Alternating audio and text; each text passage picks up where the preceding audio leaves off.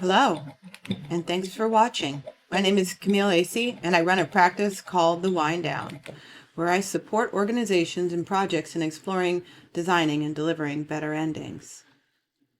Before I started The Wind Down, I worked for years in open source and proprietary software, as well as providing free and cheap technical support to many community projects. Over time, I began to experience a lot of breakdowns that led me to wonder whether there was any sort of protocol to end things in a healthy way that would be beneficial to people and the larger ecosystems. So in January 2019, I reached out to a community mailing listserv that I was on and asked if anyone knew of tools to support this.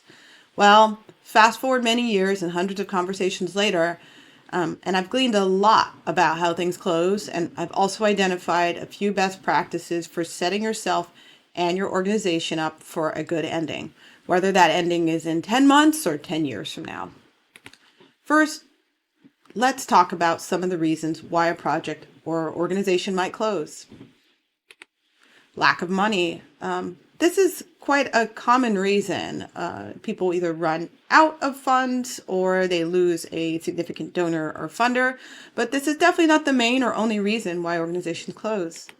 Success is my favorite reason why organizations close. Sometimes people just achieve what they set out to do and there's no reason to keep going.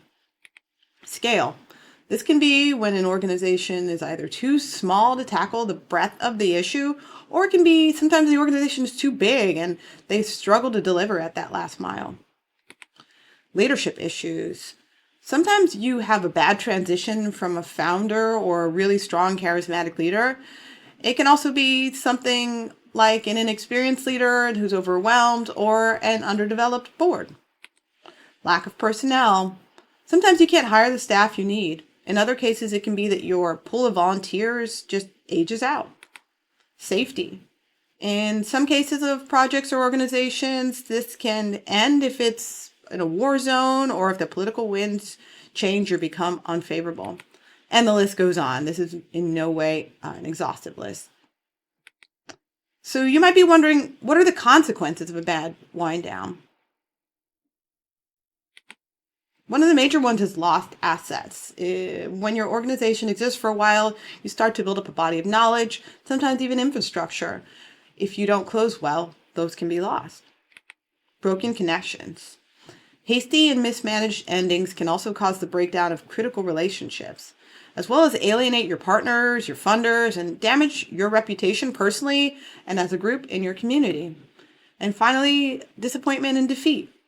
Leaving on a bad note can personally scar you for years, making it harder for you to move forward and make valuable contributions in your next project or organization.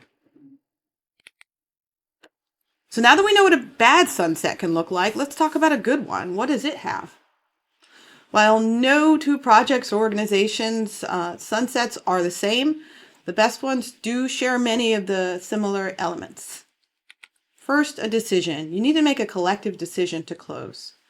Whether you have a board, a steering committee, or just two co-founders, you need to get on the same page about wanting to close. Clear communication. After you agree to close, you need to work on a timeline, a vision, start pulling in and informing your stakeholders, staff, anyone else involved in the decision. Knowledge preservation and sharing is best done, I find, on a rolling basis over the lifeline of your project. By the time you decide to close, you really want to be focusing on wrapping this up and likely finding someone to maintain that body of knowledge and maybe even continue to grow it. Compensation. If you're letting go of staff, can you find and give them some sort of severance, give yourself some sort of severance, and also make sure everyone has a recommendation, anything folks need to find another job. Finally, celebration. Organizations that end well bring people together for one final hurrah, so you can all pat yourselves on the back for the job that you've done. Now you might be wondering, well, whose job is it to ensure that things end well? The short answer is everyone, but especially these functions I find are really key to a good ending.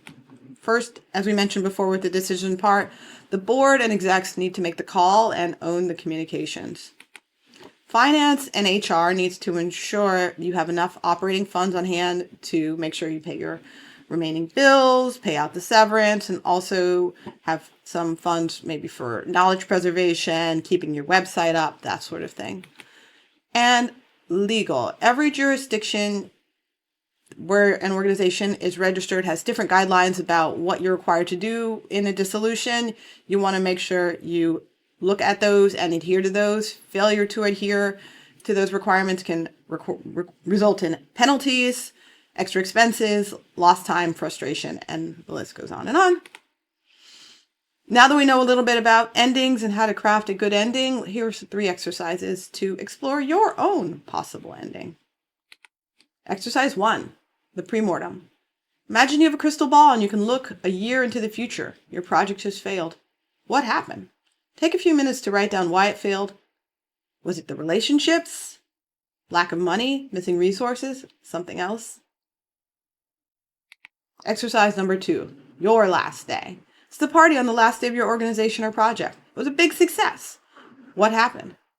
Take a few minutes to answer these questions. What month or year is it? Who's there? What did you achieve? How were you able to achieve all that?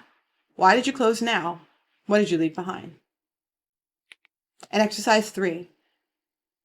After you've done exercise 1 and 2, you should organize a meeting or start an email thread guided by the answers from those previous exercises and have a discussion on the following topics.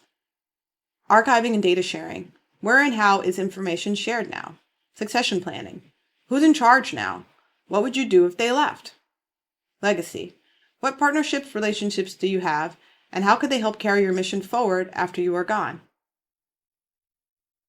After you have this conversation or complete this email discussion, generate an action plan to address areas for improvement, and also set a cadence to keep revisiting these questions.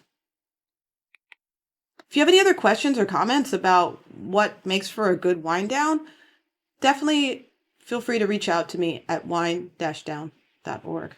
Thanks so much.